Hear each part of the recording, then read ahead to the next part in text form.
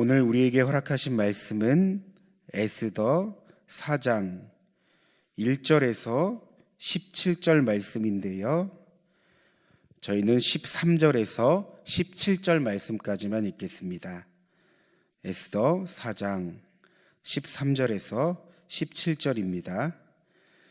모르드게가 그를 시켜 에스더에게 회답하되 너는 왕궁에 있으니 모든 유다인 중에 홀로 목숨을 건지리라 생각하지 말라.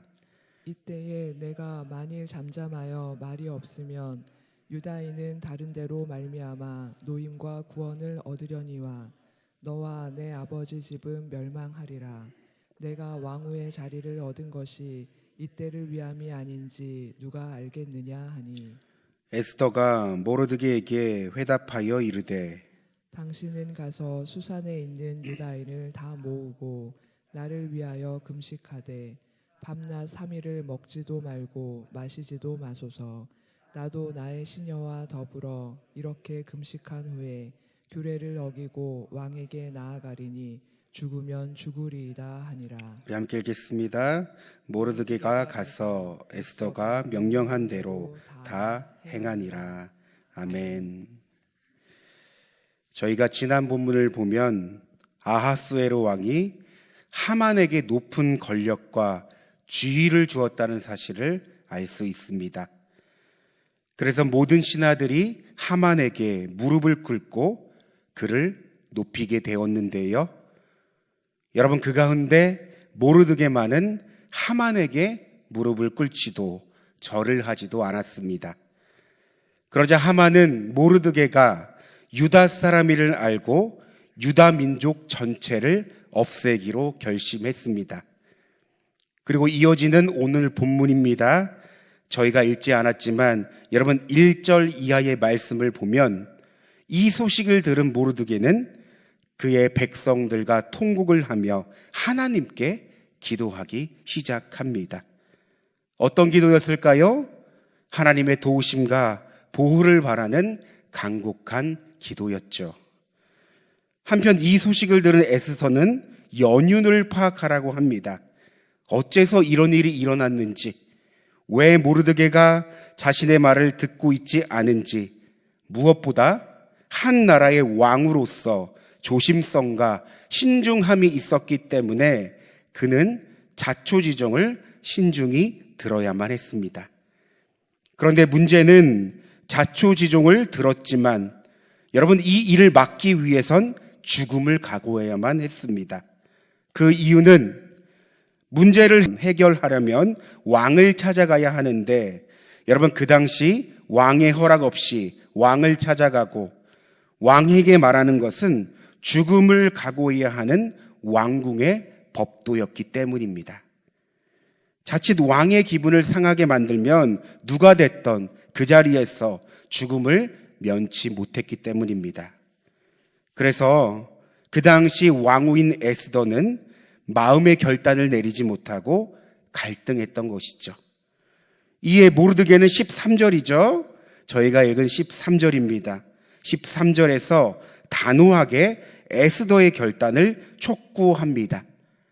그리고 결정적인 한마디를 말하는데요. 여러분 14절 말씀을 저희가 다시 한번 읽겠습니다.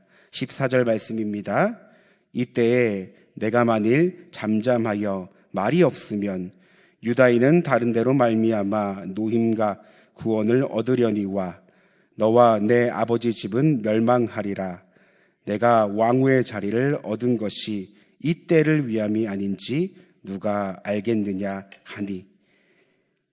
여러분, 저희가 주목해야 될 말씀은 내가 왕후의 자리를 얻은 것이 이때를 위함이 아닌지 누가 알겠느냐. 왜 모르드게가 에스더에게 이런 말을 했을까요? 저희는 모르드게의 말을 통해 에스더가 왕후가 되며 특권을 누리게 된 것은 개인의 이익이 아니라 공동체를 위한 섬김과 헌신이라는 사실을 생각하게 됩니다. 결국 하나님의 다스림과 섭리 가운데 에스더가 왕후가 된 것이며 하나님은 이를 통해 자기 백성을 구원케 하시는 놀라운 계획이 있으셨다는 겁니다. 따라서 오늘 본문을 통해 무엇보다 저희는 부르심에 대하여 묵상해 봅니다.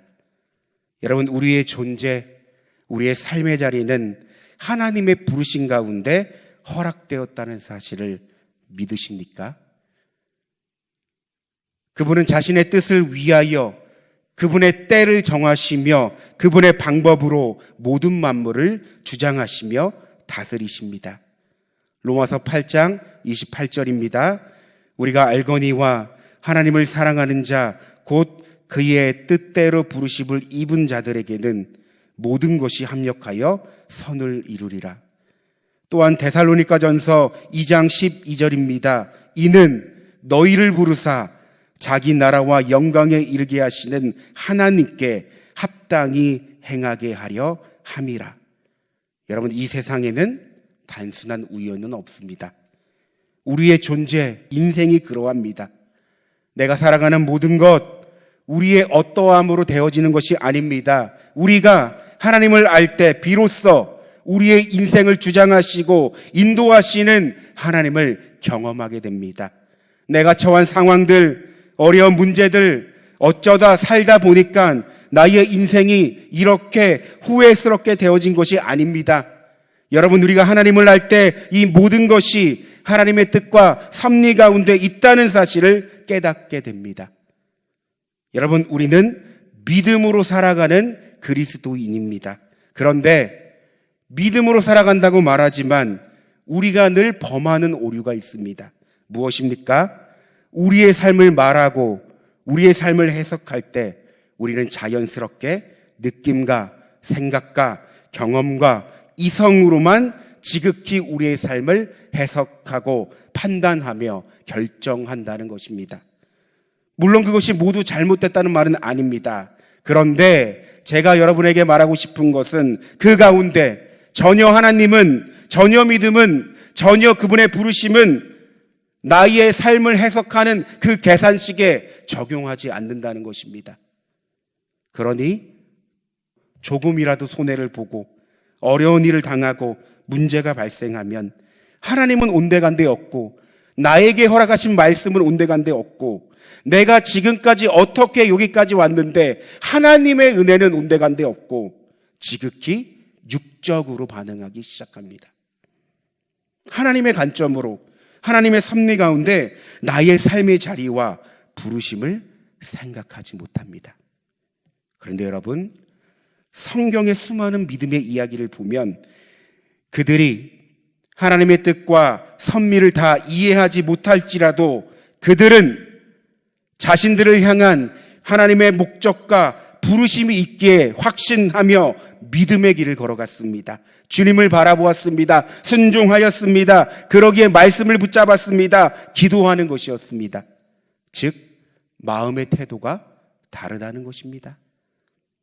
오늘날 우리는 우리의 삶의 자리, 더 나아가 하나님의 부르심을 어떻게 바라보고 있습니까? 그런가 하면 에스더를 자꾸 묵상할 때 여러분, 왜 이렇게 요셉이 겹쳐 보이는지 모르겠습니다. 저희는 요셉의 삶을 잘 알고 있죠. 그가 어렸을 때부터 형들의 미움을 받아 죽을 뻔하였죠. 그러나 가까스로 죽음을 면하고 노예로 팔려갑니다. 그래도 좋은 주인을 만났을까요? 순탄할 것 같은 그의 노예 생활이었지만 억울한 누명에 쓰여 결국 언제 죽을지 모르는 감옥에 갇혀 젊은 시절을 보내야만 했습니다. 그런데 여러분, 하나님의 관점에서 그의 인생을 해석할 때 여러분, 이것이 우연이었습니까? 어쩌다 재수없게 일어난 일이었습니까? 아닙니다. 이는 하나님의 허락하심이 있었고 하나님의 다스림 가운데 있었던 일이었습니다. 그의 삶은 하나님의 목적을 향해 달려갔던 삶이었습니다. 여러분, 오늘날 우리의 인생도 마찬가지입니다. 주님과 동행하는 인생은, 주님을 진정한 구주요 주로 고백하는 인생은, 주님의 부르심에 집중하는 인생은 하나님의 목적을 향해 달려갑니다. 보이지 않고 느껴지지 않고 다 이해할 수 없지만 주님이 그 삶을 이끄시며 성령님께서 그 삶을 인도하시기 때문입니다. 그러므로 우리의 인생이 하나님의 목적을 향해 지금도 나아가고 있다는 사실을 믿음의 눈을 통해 바라볼 수 있는 저와 여러분이 되길 소망합니다. 한편 모르드게의 강력한 권면을 통해 에스더는 자신의 역할을 환기하고 왕에게 나아가겠다고 합니다. 그래서 저희는 이 일에 앞서 하나님의 은혜를 구하는 에스더를 살펴볼 수 있습니다. 바로 16절이죠. 여러분 16절 우리 읽겠습니다. 15절부터 읽어볼까요? 자, 시작. 에스더가 모르드게에게 회답하여 이르되 당신은 가서 수산에 있는 유다인을 다 모으고 나를 위하여 금식하되 밤낮 3일을 먹지도 말고 마시지도 마소서. 나도 나의 시녀와 더불어 이렇게 죽으면 죽으리이다 하니라. 아멘. 저희가 잘 아는 말씀이죠. 여러분, 본문을 보면요, 에스더는 무모하지 않았습니다. 그들의 동력자들에게 기도를 요청하며 하나님의 은혜를 먼저 구했습니다. 바로 이 문제를 온전히 하나님께 맡긴 것입니다. 여러분, 저희는 이 대목에서 믿음으로 살아가는 그리스도인을 연상할 수 있습니다. 세상 사람들이 볼 때 믿음을 무모한 것으로 생각하는 경우가 있습니다. 사실 주님을 믿는 그리스도인조차 믿음의 이야기를 할 때 자신이 생각하는 적당한 수준에서 적당한 신앙 가운데 적당한 믿음을 가지고 살기 원합니다. 그래서 그들의 생각과 경험을 벗어나는 행동은 무모하다고 생각합니다. 꼭 이렇게까지 해야 돼? 이렇게 믿던 저렇게 믿던 예수님을 믿으니까 구원받고 생명을 얻는 거 아니야? 그런데 여러분, 믿음은요, 무모한 것이 아니라 오늘 본문의 관점에서 볼 때 인간의 눈에는 불가능해 보이지만 모든 만물을 다스리고 주장하시는 하나님을 믿기에 그분을 신뢰함으로 나아가는 것입니다. 그래서 믿음으로 사는 그리스도인은 기도합니다. 모든 그리스도인이 기도하는 것이 아니라 믿음으로 살아가는 그리스도인이 기도합니다. 주님을 진정한 삶으로 고백하며 주인으로 고백하는 그리스도인, 주님께 자신의 삶을 맡기고 신뢰하는 그리스도인, 그러므로 말씀을 따라 살아가는 그리스도인, 인생의 모든 것을 주관하시고 다스리시는다는 사실을 아는 그리스도인이 기도하는 것입니다.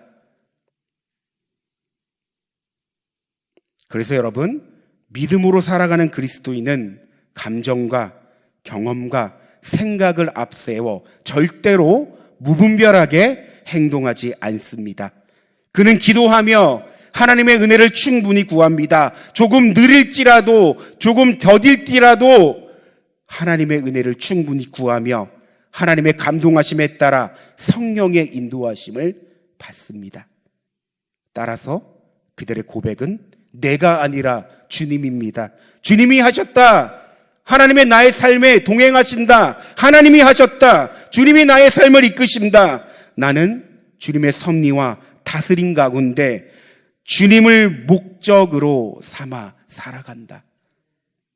여러분, 그들은 매 순간 주님을 누립니다. 어떻게 하면 이 세상에서 잘 먹고 잘 살까, 조금이라도 편안하게 살까가 아니라 어떻게 하면 나의 삶 가운데 매 순간 주님을 누릴까, 어떻게 하면 내 삶 가운데 주님을 나타내며 살아갈까, 어떻게 하면 주님의 인도하심을 받을까, 어떻게 하면 성령이 내 안에 충만해져서 성령 충만한 인생을 살아갈까, 하나님의 영광을 어떻게 드러낼까. 기도하는 자들은 이것을 고민한다는 것입니다. 인생의 목적이 다르다는 것입니다. 사랑하는 성도 여러분, 나의 보잘것없고 연약한 인생이 하나님의 뜻을 위해 사용된다는 것이 얼마나 영광입니까? 나를 통해 하나님의 나라가 확장되고 이 작은 인생을 통해 주님이 주님의 뜻과 목적을 이뤄 가신다는 사실이 얼마나 우리에게 축복일까요? 우리의 어떠함이 아니라 하나님께서 하나님의 뜻을 따라 하나님의 방법으로 우리를 사용하신다는 겁니다. 여러분, 그것이 핵심입니다. 그래서 우리는 기도해야 합니다. 기도는 하나님의 일하심에, 하나님의 전능하심에, 하나님의 부르심에 동참하는 것이기 때문입니다. 우리 다 함께 기도하길 원합니다. 주님, 주님의 때에 사용받는 나의 인생이 되게 하소서. 그러므로 더욱 믿음으로 반응하는 나의 인생이 되게 하소서. 여러분, 이 시간 주님의 이름을 한번 부르고 기도하겠습니다. 주여! 사랑과 은혜가 충만하신 하나님, 오늘 에스더 말씀을 통해 하나님, 하만이 이 유다인들을 멸하라는 그 상황 속에서 이 에스더는 갈등하며 주저했습니다. 그러나 모르드게에게 권면에 따라 그는 자신의 역할을 다시 한번 회고하며 하나님의 은혜를 구하며 나아갔다는 사실을 우리는 기억합니다.